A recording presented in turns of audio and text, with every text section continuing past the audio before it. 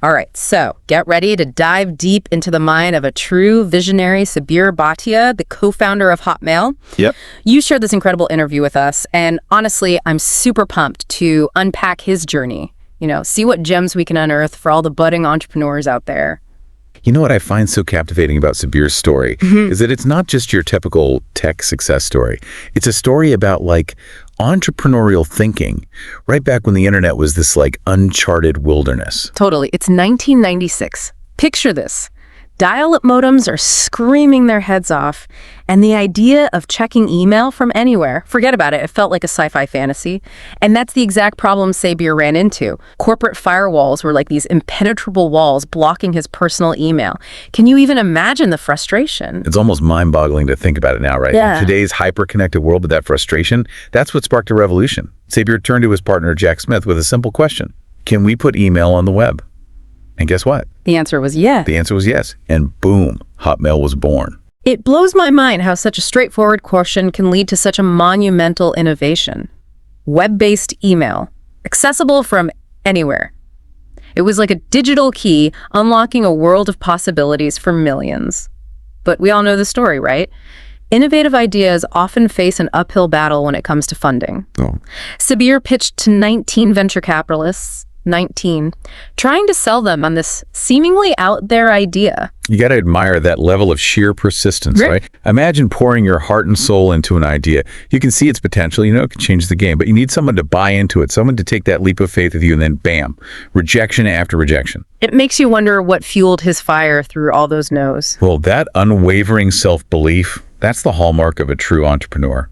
Sabir just knew deep down Hotmail had the power to change the world, and he wasn't about to let a few setbacks derail him. And finally, that persistence paid off. He found a kindred spirit in Tim Draper, a VC who saw the potential of Hotmail and offered $300,000 in seed funding, just a fraction of what Sabir initially requested. But that initial investment, that was the spark that ignited the fire.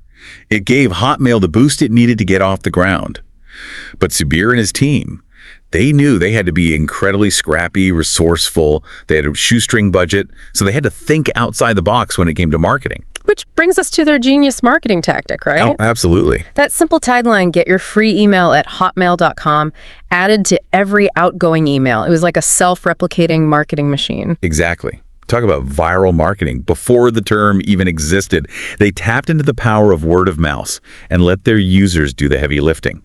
No need to break the bank on fancy ad campaigns. They turned their user base into an army of advocates. It's just brilliant. And what strikes me is how they were constantly tweaking, adapting, refining. Oh, yeah. They were tracking signups hourly on their pagers. Can you picture that level of dedication? It speaks volumes about their obsession with growth. They were laser-focused, tracking every single sign-up in real time. They weren't just building a product, they were building a movement. And that movement, it was gaining traction, fast. 3 months in, 300,000 users. A year later, boom, 5 million users. And that kind of explosive growth, well, it was bound to attract attention, and soon enough, a certain tech giant took notice. Oh, yes. Microsoft. They had 3 million users on their MSN network, and they were in desperate need of a reliable email provider. And there was Hotmail, exceeding all expectations, offering precisely what Microsoft needed. Right. It began with a service agreement. Simple. But as Microsoft witnessed Hotmail's true potential as a portal, a gateway to a whole universe of online services, their interest shifted towards acquisition. A much bigger picture. It was time to dance with the tech titan. Sabir flew to Redmond, got the grand tour of Microsoft's campus, and finally came face-to-face with the legend himself, Bill Gates. But the encounter wasn't quite what he'd anticipated. Sabir described Gates as, well, disconcerting during their first meeting. Imagine trying to pitch your company while the world's richest man seems utterly indifferent. I can't even imagine the nerves. Must have been incredibly unnerving. But Sabir held his ground. He knew the true value of what he'd built. That unwavering confidence is absolutely key. It's about trusting your gut, believing in your vision, even when you're face-to-face with a titan, even when the pressure's on. And that conviction, that's what played such a pivotal role when the acquisition talks began. Microsoft put a staggering $350 million on the table for Hotmail. Wow. Now, for most people, that would be a dream come true. But Sabir, in a move that shocked everyone, said no. He said no. What do you think drove him to make such a bold decision? I imagine it was a cocktail of factors. A deep-seated belief in Hotmail's future, awareness of the rapidly expanding market. And maybe, just maybe, he sensed a hint of desperation in Microsoft's pursuit. That's a really insightful point. It was a gamble, no doubt, but Sabir was betting on himself, betting on his vision and the aftermath. Not exactly smooth sailing. I bet. Doubt crept in. He faced disapproval from advisors. Even his own father questioned his decision. The pressure must have been immense. Oh, absolutely. But he held firm. Wow. He knew his worth, and that belief, that paid off big time. A week later, the phone rings. It's Microsoft, and they're ready to negotiate. They understood Sabir's value proposition, the game he was bringing to the table. So what happened? They met in the middle at a whopping $400 million, all in Microsoft stock. It was life-changing, a validation of his unwavering belief in himself and his creation. But what's truly inspiring is Sabir's reflection on the experience. He talks about the fleeting nature of wealth, the importance of staying grounded, and the deeper purpose behind true entrepreneurship. That's a perfect segue into the next chapter of our deep dive. We're going to explore Sabir's entrepreneurial philosophy, his leadership insights, and his advice for anyone looking to build something truly impactful. Sounds good. Sabir talks about this concept of dunda, and I gotta be honest, I wasn't familiar with the term. Yeah, it's a Hindi word. Basically means to seek or to find. Mm-hmm. But the way Sabir uses it, it's more about this idea of blindly chasing profits, just copying what everyone else is doing, lacking that spark of genuine innovation. So it's like the antithesis of real entrepreneurship. Exactly. He draws this clear line between dunda and what he calls God's work. For Sabir, true entrepreneurship, it's about passion, man. It's about being driven by this deep desire to solve a real problem, to create something that leaves a positive mark on the world. It's not just about building a business. It's about building something with meaning, That's powerful stuff. And it makes me think about his journey with Hotmail. All those rejections, yet he never wavered in his belief that he was onto something big. That unwavering self-belief, that's crucial. He talks about how in the early days of Hotmail, nobody got it. Nobody saw the potential of web-based email except him. But he was convinced it was a game changer, and he trusted his gut, even when everyone else was like, nah, man, this is crazy. It's fascinating how he contrasts this with what he sees as a risk-averse culture, especially in India. Oh, yeah. He talks about how Silicon Valley embraces failure. It's like this fail fast, learn faster mentality. But in India, there's often this stigma attached to failure. He believes that fear holds people back. It prevents them from taking those leaps of faith, from pursuing truly groundbreaking ideas. He's all about this why not attitude. Encouraging people to question everything, to challenge the status quo, to push the boundaries of what's possible. He even uses the term hardwired for innovation. I love that. It suggests that this drive to create, to challenge conventions, it's innate. It's in our DNA. And he's observed this firsthand in some of the most innovative minds of our time. Oh, yeah. He shares stories about his interactions with Elon Musk and Steve Jobs. Wow. Highlighting their shared boldness, their laser focus, their willingness to make those tough calls. So what kind of stories does he share? Well, he talks about this dinner he had with Elon Musk. Yeah. Back when SpaceX was just starting out. Wow, that must have been incredible. And what struck me was how Sabir connected Musk's passion for space exploration with his business strategy. Oh, stop. He talked about how Musk saw this opportunity to disrupt the space industry, offering a more efficient, cost-effective solution.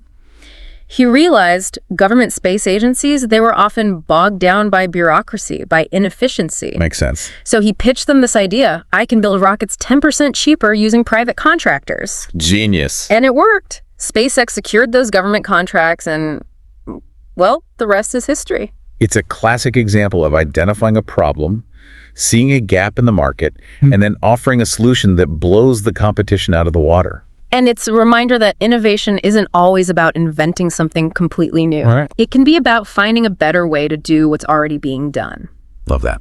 Sabir also talks about different leadership styles. Oh, yeah. Contrasting the carrot and stick approaches, he even analyzes Bill Gates's evolution as a leader, noting that he was incredibly demanding in the early days of Microsoft. I can imagine. But over time, he became a more empathetic, compassionate leader. Interesting. It's like there's no one-size-fits-all approach, right? Absolutely. The best leaders, they adapt their style based on the context, the team, and the challenges they're facing. Yeah, I agree.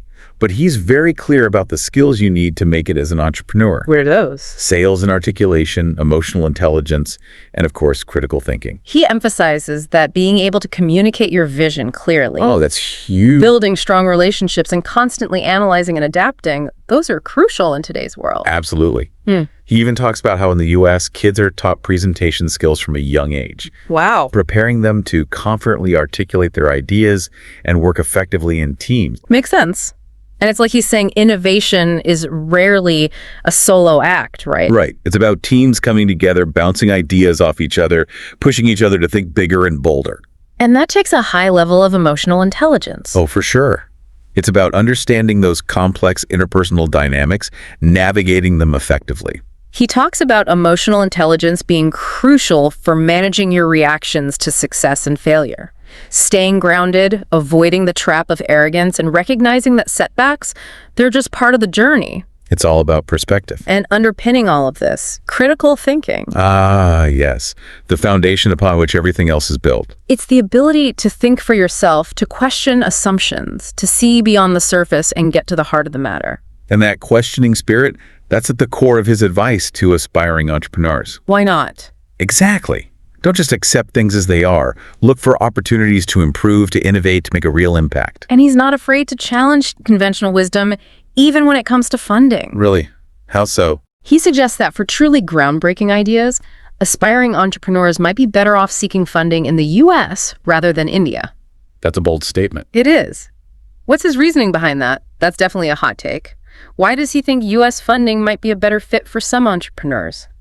Well, he argues that the VC scene in India, it's evolving, sure, but it's still got some catching up to do, especially when it comes to those truly disruptive, out-there innovations. He feels a lot of Indian VCs. They're more comfortable with those traditional business models, the ones with predictable returns, not so much with the ones that turn the whole system upside down. He doesn't mince words, does he? He even calls some VCs bean counters. Yeah, he's definitely known for shooting straight from the hip. But there's truth in what he's saying. There's a difference between investing in a business that follows the playbook and taking a chance on an idea that could completely shake things up. So he sees Silicon Valley as having a higher appetite for risk, that willingness to bet on the unknown. Exactly. Silicon Valley thrives on disruption, on challenging the status quo. It's a magnet for those dreamers, the rebels, the ones who aren't afraid to swing for the fences, even if it means striking out a few times. He makes an interesting distinction when he talks about some of the biggest Indian names in tech, like Sundar Pichai and Satya Nadella. Yeah. He acknowledges their success as leaders for sure, but he suggests they're more managers than innovators, in the mold of a Steve Jobs, let's say. That's a subtle but important difference, isn't it? He's not taking anything away from their achievements, but he's highlighting that difference between leading an established ship and building a whole new one that sets a new course, changes the game. And he believes that India needs to nurture that kind of creative entrepreneurial spirit if it wants to become a true global hub for innovation. Absolutely. He sees education as a key part of that equation.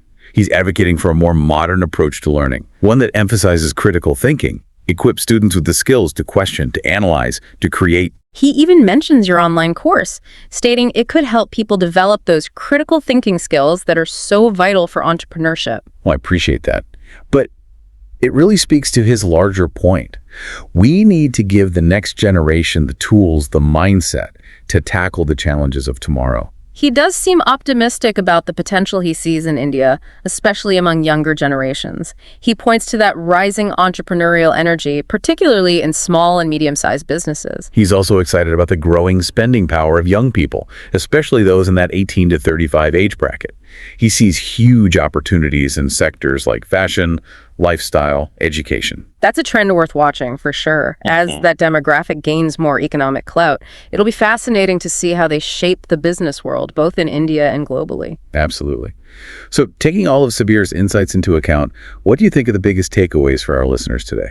I think the main takeaway is that entrepreneurial success, it's not just about having a killer idea. It's about passion, persistence, self-belief, and embracing risk. Yeah, he embodies those qualities, doesn't he?